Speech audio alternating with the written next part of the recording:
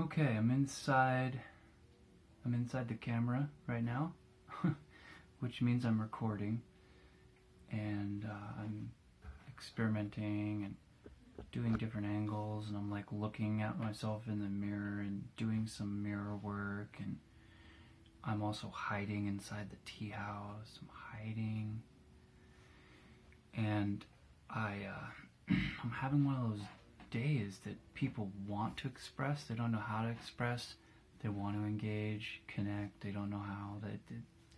There's a lot of mixed energy and mixed up focus, and I don't know, I'm inside the camera, I'm trying to like go somewhere, and I really like detangled my hair, and I was just like pulling it apart, and I was doing all that because it's very cleansing, and then I pour Jun juice, the fermented kombucha-like drink, the vinegary batches. Instead of throwing them out, they make great hair rinse wash. It's like a conditioning effect. There's just medicinal uses for everything. So the background's not going to do any justice, but I'm trying to film. I love looking at those things. Those are kind of cool. I'm trying to film. I'm trying to make use of my sedentary life because I'm just a custodian at a tea house. I've just accepted it. I've had to embrace the fact that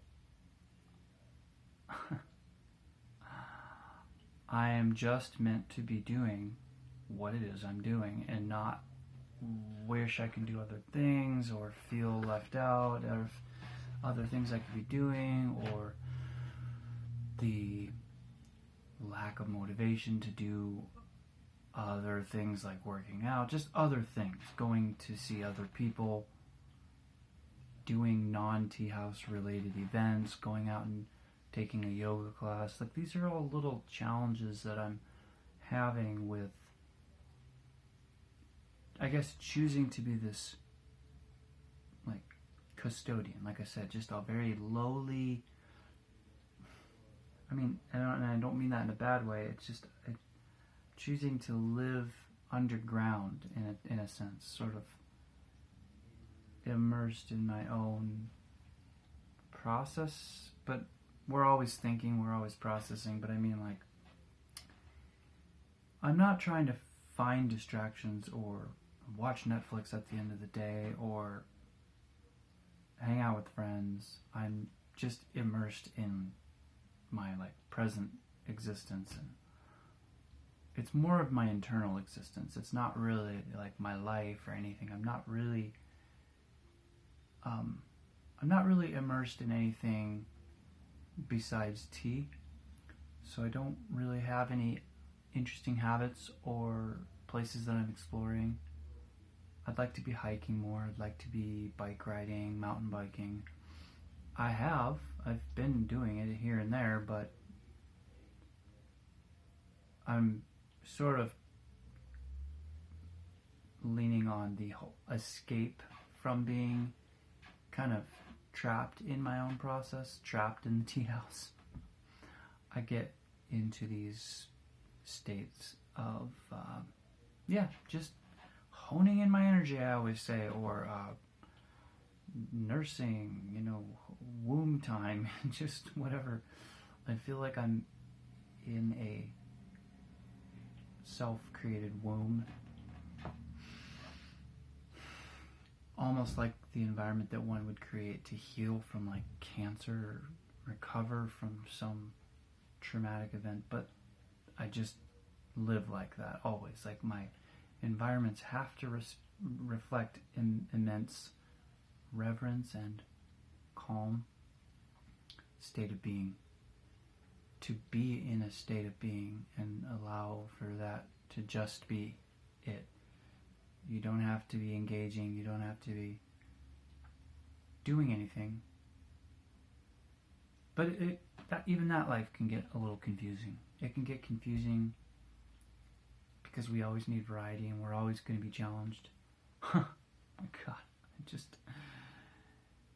yeah, the past 6 months we could definitely speak of fun challenges and fun personal experiences and ways that we had to get through it, ways that we had to find different motivations and distractions to keep us healthy and occupied in a healthy way. And so there was a lot of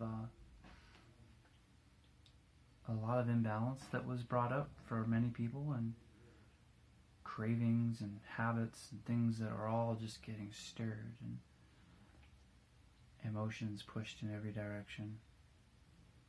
So we're still actually recovering from the winter, the pandemic.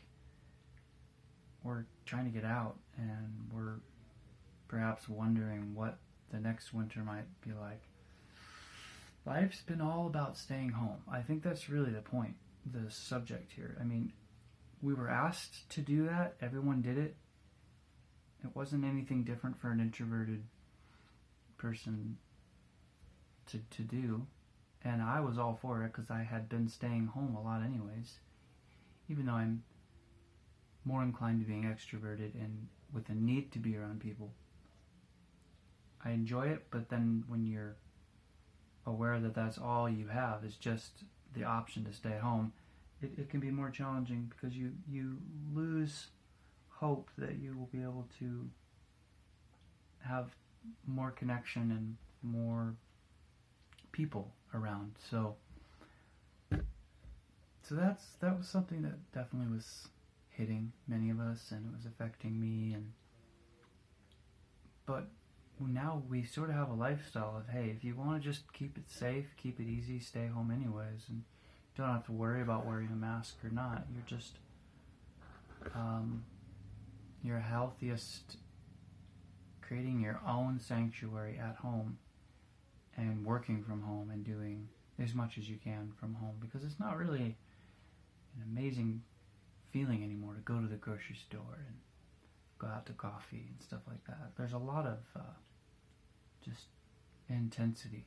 So that's pretty much all I guess I wanted to reflect on. I could just keep rambling, but sitting with it's okay to stay home, and just being okay with if you have to stop. Like today I could have worked at the tea house, but instead I spent a long time detangling this afro, and very rarely do I show it to people, and so it's kind of funny to make use of this afro and like put it in a video, and just like kind of that's where it's at. It has a lot of information. There's a lot of identifying with something, a unique aspect of oneself. Like we definitely identify with parts of our essence and style and how we